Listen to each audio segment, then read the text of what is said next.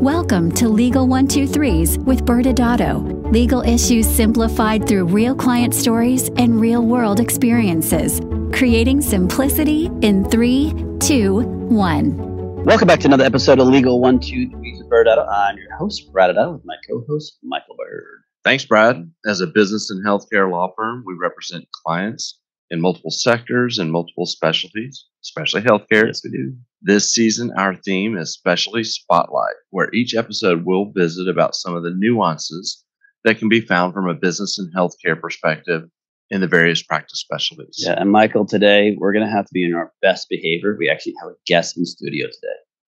I'm excited. We have a longtime friend and client joining us today here in our Dallas studio.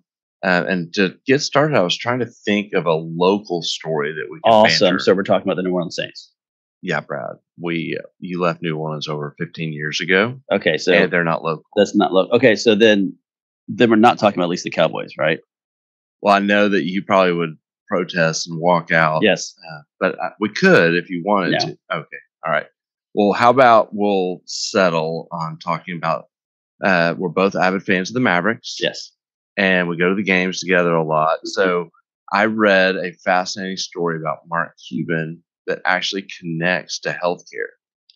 Please tell me you're not going to reenact like a Shark Tank pitch, because if you are, can I be called Mr. Wonderful? That's not going to happen. No? Okay. No. But I read that the worst pitch ever on Shark Tank, according to Mark Cuban, was a healthcare related pitch made by two physicians. Yeah, that's shocking to me, but physicians are such good business people. I don't know why they would be bad at that. So I'm just a little curious, because I've actually loved Shark Tank and I've seen some really nail biting pitches and some terrible ones. So what happened here? So this was a mobile health app pitch called RoloDoc. Okay. Which is meant to be a secure social media platform that allows physicians to upload and to display their medical records. The platform would act kind of as a communication tool between the doctors, the patients, and the other medical professionals. All right. So as you can imagine, the healthcare lawyer in me is just, I have all these red flags dinging in my head right now. I have a feeling Mark Cuban probably did not hear the same things I heard, but from the same compliance perspective that I would see it at. Yeah. In shocking news, Brad, most billionaires are not really focused on healthcare compliance. See, they're missing out. Yeah. That's maybe I'm missing out. Yeah. Well, you have a healthcare compliance superpower, but Yes. you probably won't be a billionaire. Okay. We'll just leave it at that. Fine. Okay. So apparently this mobile technology in of itself was not what made this the worst pitch ever. Okay. The physicians had done little actual work other than come up with this vision and the name. Oh, for the well, company. that's important to start. When they started getting questions, they couldn't explain how they would get physicians to sign up for the platform or how they would market the technology. Mm-hmm. They could not explain how they would vet doctors using the platform, or even how they were planning to make any money from this business. They just kept using buzzwords like encryption and security and email and social media. Well, those are great buzzwords, but I'm still trying to figure out, who did they actually pitch to this, and what did they pitch to actually get cleared to actually go on the show? Sounds like they didn't even have a business plan. I think you're right, Brad. And I'm sure they must bring some epic fails on purpose just for to watch the flames go up. I don't know, but apparently the pitch went on and got worse and worse. They couldn't explain anything other than the name of their company and their concept. Fair enough. All right. So what are we going to do? Or you said Mark Cuban earlier, so we're going to talk more about Mark Cuban. We got sidetracked. Yes. Did you see the news back in January that Mark Cuban actually launched a generic drug company called CostPlusDrugs.com? Yeah, it's amazing, because all of a sudden every single healthcare newsletter I read all of a sudden had it on it. Then the Dallas Morning News had it in there, and of course, D Magazine had a huge thing on it. So he got some great publicity for it. Yeah, I mean, the premise of the business is that Mark Cuban will buy generic drugs and sell them at cost plus 15%. Yeah, so great publicity for him in 2022. Yeah, I read articles talked about a study that the Harvard Medical School released, and it concluded that had Medicare used CostPlusDrugs.com, it would have saved $3.6 billion with a B dollars in a single year. The study concluded that Mark Cuban's model, when compared to kind of the Medicare craziness, resulted in stunning price discrepancies. Well, I guess this is not a political podcast, so I won't go into whether or not the government will or will not use it. But it's not surprising to find out there's a cheaper way for them to be working with them. So yeah, I know. Well, just one example is that Medicare paid it's $160 for a 90-day supply of acid reflux treatment, and it could have gotten it for $17 from Cuban's pharmacy. Yeah, I'm no mathematician, but that seems like an 800% markup or something like that for that Medicare patient. But Michael, I guess since we started with local, and we were talking about local with Mark Cuban, maybe we should start bringing it back to the fact that we have a local guest here and really introduce our audience who's watching it. Who is this local guest sitting next to you? Well, we have a guest that actually, of all the guests we've ever had on our show, and anyone here at the firm, has known me longest. Oh, yeah, he was partners with my dad, and so he's known me since my pre-lawyer days. So, and he still talks to you? He's seen the evolution, Brad. I've blossomed into a butterfly over the years. Yes. No, our longtime friend and client, Jay Burns, joins us. Jay is a plastic surgeon. He's an international voice in skincare, lasers, and aesthetic technology. He lectures, to plastic surgeons around the country as well. He founded the medical spa, Resurrect Skin M.D. Has all the accolades, been recognized by D Magazine multiple years as a best doctor, super doctor, and the list goes on and on. Jay, welcome. It's great to be here. This is fun. Well, Jay, we're going to have to put you in the spot right away. So, Mark Cuban fan? Kind of in the middle. If I could interject for a second, I noted something. You're talking about these docs that came on Shark Tank. And, I think it's almost kind of in line with what, I don't know where we're going with our talk today. I'll go wherever you want me to. But one of the things that's really impacted me is the doctors showed something that I see so commonly among physicians. And it's a lack of execution. And to me, execution is everything. Mm-hmm. A lot of people have visions and plans and honestly are a dime a dozen. And I get caught up with that. But, I worked with a company late in my career in Silicon Valley. And these guys really taught me that execution is everything. And it was just that story was screaming total lack of self-awareness and execution. And I think you guys have helped me do that over the years, as to execute a plan.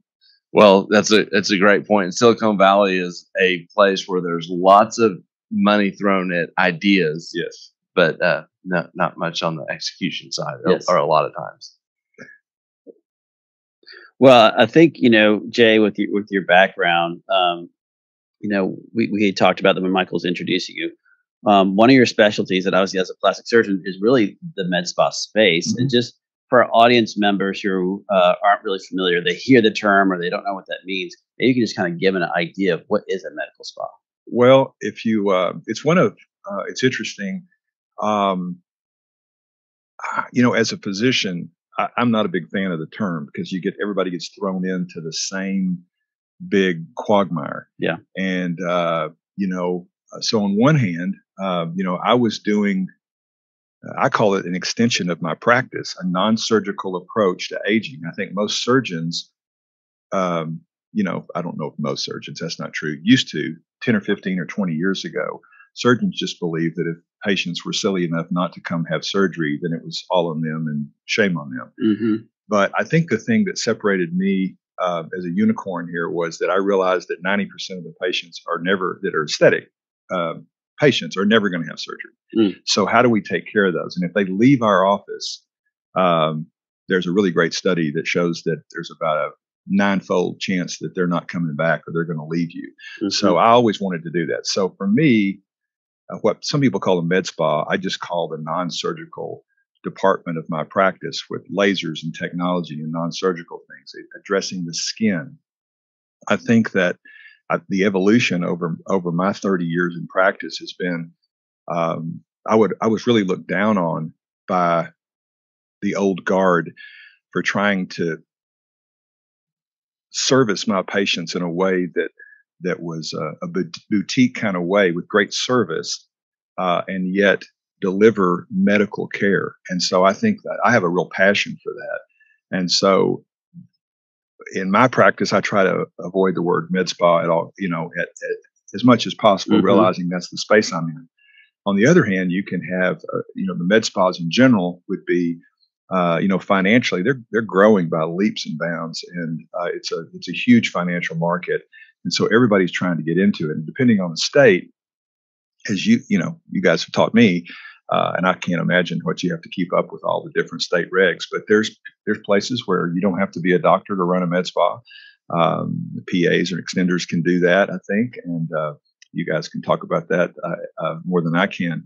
But I just think that the med spa, I think a lot of people look at it as a place to make some money, and they get in. I get involved with a lot of legal cases. I've got one right now of somebody that, in Florida, and just, knock off equipment, totally unprepared. And it's just so on one extreme, you can see that, which is not an extension of any practice. Yeah. It's just trying to get some technology in there, not knowing what they're doing. And a couple of really significant issues came up to patients, unfortunately. So I don't know that I answered it, but to me, the med spa space is more of addressing skin and aging and sun damage, but not taking it to the level where you would need a general anesthesia or anything like that. Just a little less, but it's very important because, a lot of people will say, like for me, I was at a party one time, and one of my dear friends who always wants to talk plastic surgery, we were dancing at a wedding and said, "Go over there. I know that lady's had a bad facelift." And I danced over there, and not very well, by the way, but I danced over there as best as an old Garland boy could. And I went over there, and it hit me because she had a great facelift.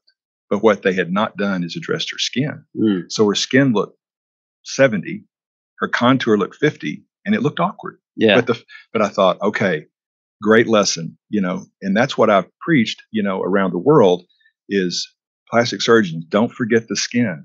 In fact, you very rarely hear me say this, but, or a plastic surgeon say this, but if I could do one thing to somebody's skin, or for aging, I would address their skin and not the gravitational changes. Now, if you can do it all, it's better. Yeah. But I think the med spa addresses that part, that component of aging, that's skin and a little bit of gravity with some of the technology we have, but that's never going to compare to surgery. So be careful about asking me a question. I'm not ramble on. Well, it's great. And but there's two things I wanted the audience to hear more about is, you were the one, as you said, you were first to kind of really start thinking of other ways to look at your patients besides just the cut on them.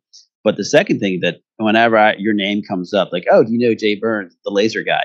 Yeah. And it's funny to hear so many different people. So you were also one of the first ones out there using lasers. Maybe you can talk to the audience about how you use that technology in your practice. Yeah. I actually, again, it's a crooked road that leads to the final answer sometime. And so I actually did a fellowship in vascular anomalies, and the excellent person that taught me didn't believe in lasers, and I realized that was the future for treating kids. And then I like to say that for whatever reason, God's wired me that not only do I know how to turn it on, I pop the lid on it and know what a resonator cavity is, and I want to know how it works. And so when in '95, when the aesthetic boom came, I like to say I was out in the water, when everyone else is in the beach bar, when the wave came in. And so now I've used those lasers to, they're really fantastic they address, you have different wavelengths, and it can address,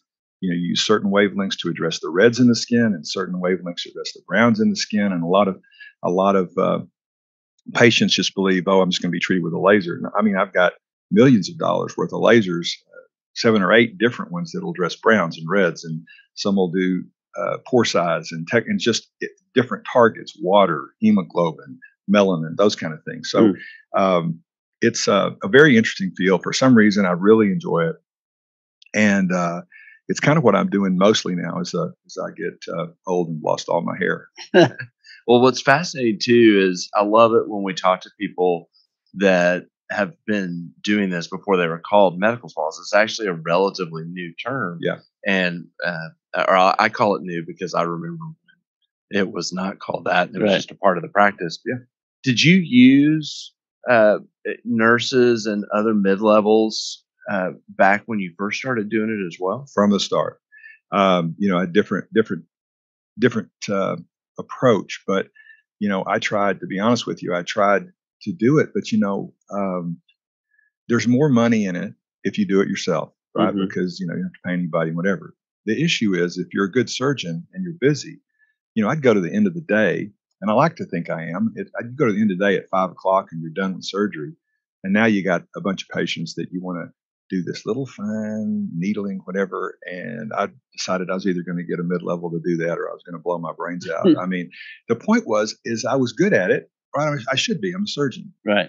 But I was tired. Yeah. And it was tedious. And it didn't bring me a whole lot of joy. So it's everybody has a personal preference. And some people will play on the point that, well, I'm a surgeon, I'm a dermatologist, and I'm better than everybody else. Well, I would argue that a very well-trained mid-level, that's all they do their whole life, and that is excellent, like my girls are, I think. I just don't have any problems with it. I supervise it. I stay close to it.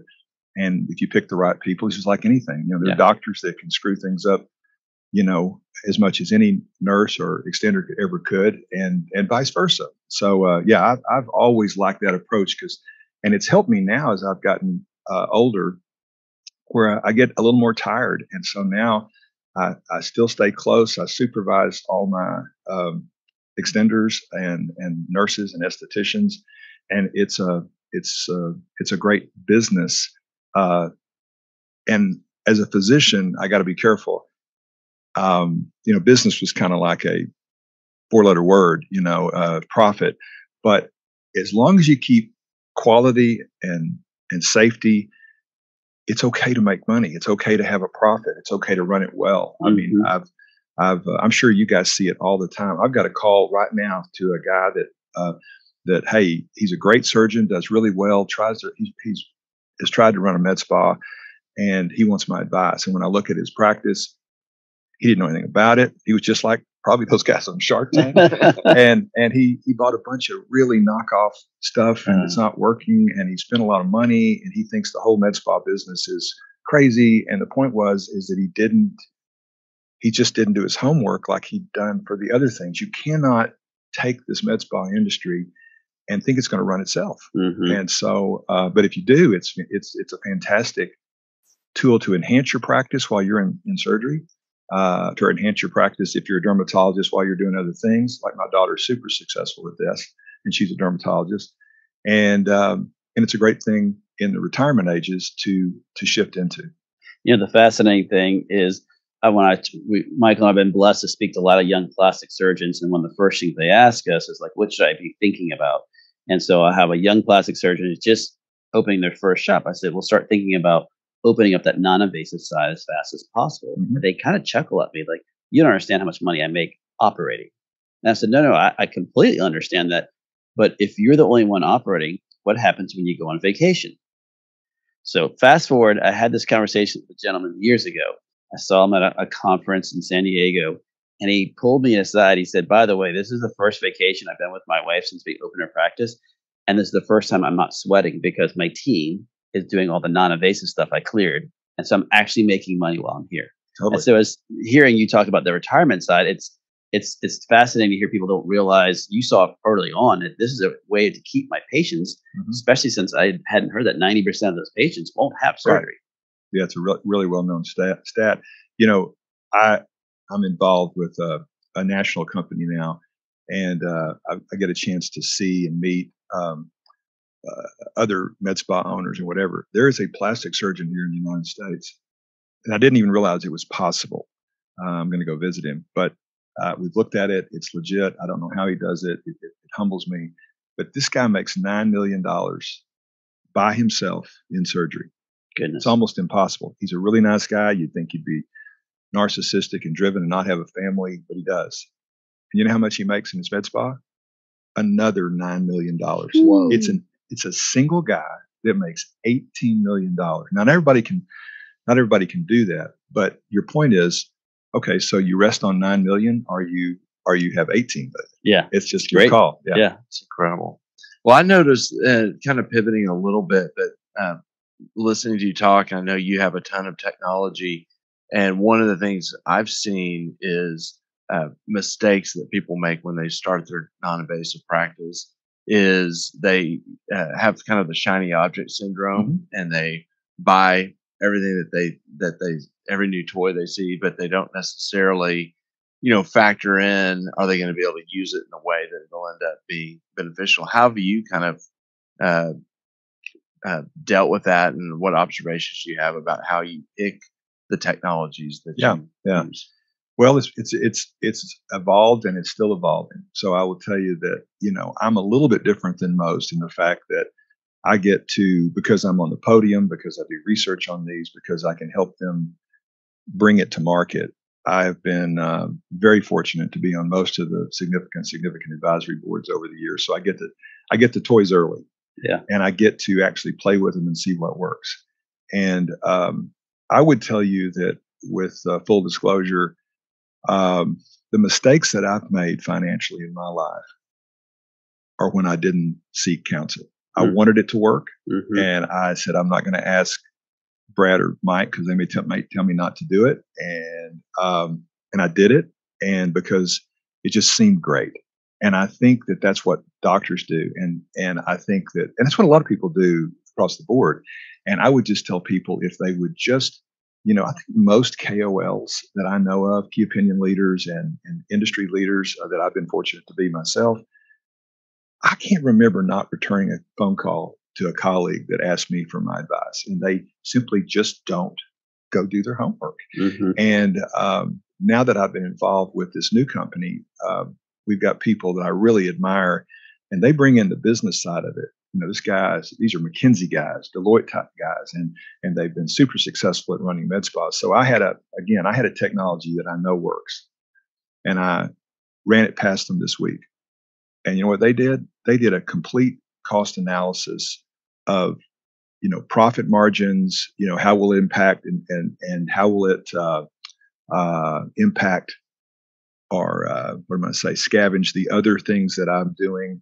And so you can take it to that kind of level of expertise. And I would just tell you that a little bit of money spent on consultation, on legal opinions, and things like that will pay off in spades for you, so that you won't have what we call, heavy paperweights in the corner that really don't work. And so, or coat racks. Exact coat racks. And so they're big enough. They're not paperweights, but I think that, and I don't want you to think that I only look at profit margin. I'm just saying, hey, look, you've got a business here. You got to pay your employees. You got to do 401ks. You've got to figure out exactly, like a lot of people don't realize that injectables, for example, which everybody thinks is a big, great. Well, that's not your big money market in a med spa. It's a lot of overhead.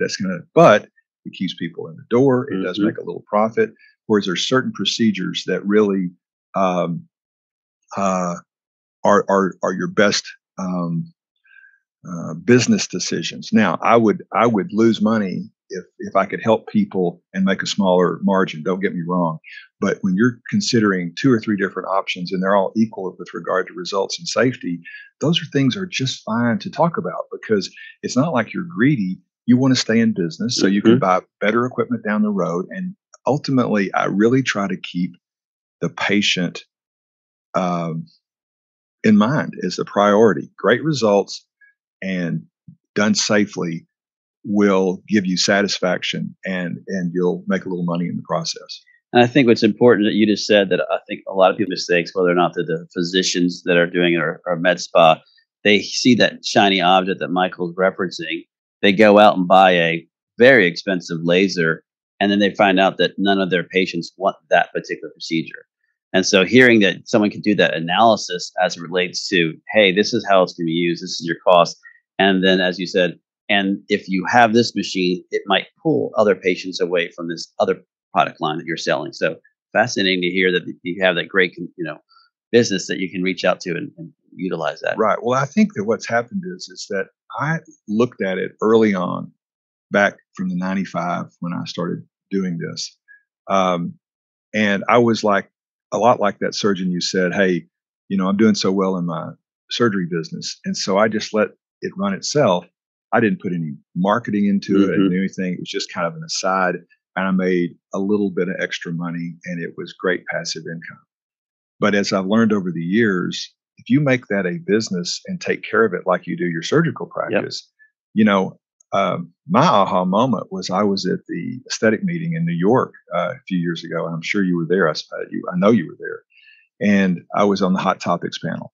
And somebody asked me, well, how many people up here have hit that magic number? And I didn't know there was a magic number. I don't think there is, where you're making as much in your med spa as you are your surgical practice. So I raised my hand, and there was like one other guy on the panel that raised his hand, and about 3 people in the audience of 400. And I found that a little shocking. So they came back and asked me a question. Well, how much is it that you, what's the percentage? And I said, I don't know. So I went home and I looked at it. And when I looked at it, I was making about 80% on the med spa. And I was a pretty busy surgeon. And I went home to my wife and I said, babe, I think I'm done. I think I'm going to start landing my plane, which I've done ever since. And it's been, I've had a few little hurdles, but on the other hand, right now, I've limited my practice to really laser resurfacing, which I'm known for, and facelifts and a certain type of facelifts. And I'm going to wind that down over the next 12 months, hopefully. And I've expanded my med spa. I've got involved with a national organization. It's given me a ton of opportunities. And I think your advice, Brad, that you gave that surgeon, open this up as soon as possible. Keep your patient, not only for financially,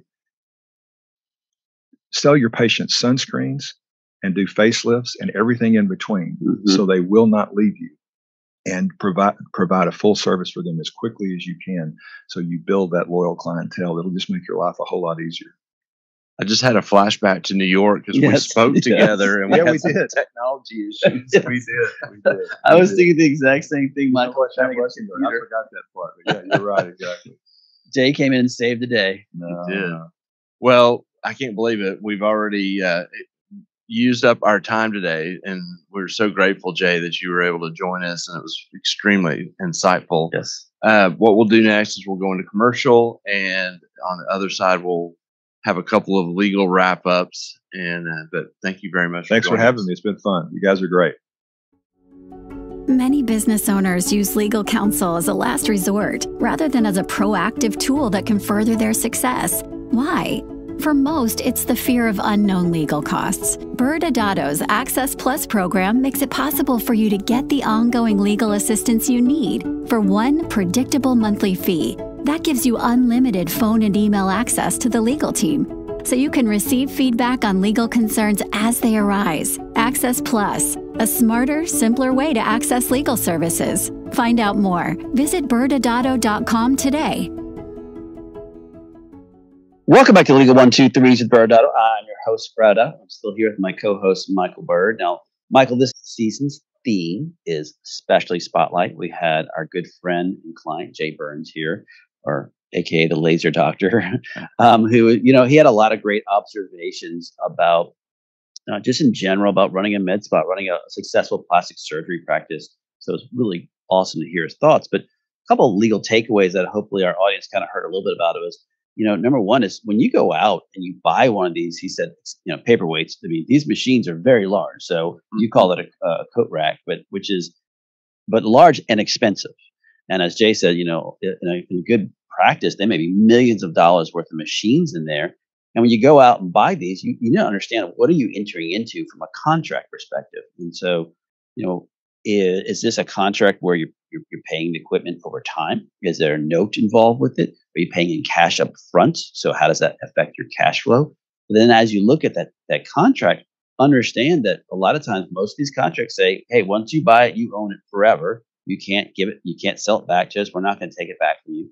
And they even are more restrictions, Michael. A lot of times these contracts are, hey, we'll come set it up, and you can't move this equipment. If you move this equipment, that voids the warranty. So you can't just move it down to another hallway or another room, or you can't freely transfer this equipment to another doctor or another practice without our approval. And we got to come back and you got to pay us to reset the scale of this thing. So understand there are a lot of implications in those contracts. So when you are going to buy one, make sure even if you can't change it, understand, eyes wide open, have someone review it. That you understand the risk associated with that particular contract. But Jay brought up another great point, Michael, which was the types of machines you're buying. What are you bringing in there? Yeah, and before I go there, I'll just add to your comment, Brad. It's super common to lease these machines. Yeah, and they're equally difficult to get out of. You've signed, you're kind of on the dotted line for a long-term lease, so you have the same issues. And then Jay also mentioned, as you said, kind of the bad players out there using off-market machines, and it's a common temptation because they can cost sometimes half or less as much as a on-market deal, and there's some risks that go with that. Kind of in the adage of you get what you pay for. Well, you just add that element of risk to it and understand that there's a ton of risk. First, if you get something kind of in the in the black market, so to speak, that and it's not FDA certified, there's all sorts of risk and issues that go from a compliance perspective there. But secondly, you don't know where that machine's been, if it works, and what it's going to do to a patient when you start using it. Mm-hmm. And so your risk of hurting a patient goes up significantly. And guess what? The courts or the medical boards, they actually take into account if you're using some off-market device on a patient and they get hurt from it. And so you can bet that the medical board is going to come down extra hard, or the nursing board, whatever board you're in front of, and the plaintiff's lawyers are going to have a field day when they're pursuing their malpractice actions. Yeah, because if you're falling outside the standard of care, no matter what you're using the wrong type of machine or one that doesn't really meet the FDA approval, you're definitely exposing yourself. But Michael, believe it or not, that is all the time we have today. Guess what, audience member? We got one more episode coming up, and it's next week. So next Wednesday, we'll have a special spotlight on the DSO, the Dental Support Organization Model, with Justin Puckett. ByrdAdatto is providing this podcast as a public service. This podcast is for educational purposes only. This podcast does not constitute legal advice, nor does it establish an attorney-client relationship. Reference to any specific product or entity does not constitute an endorsement or recommendation by ByrdAdatto. The views expressed by guests are their own, and their appearance on the program does not imply an endorsement of them or any entity they represent. Please consult with an attorney on your legal issues.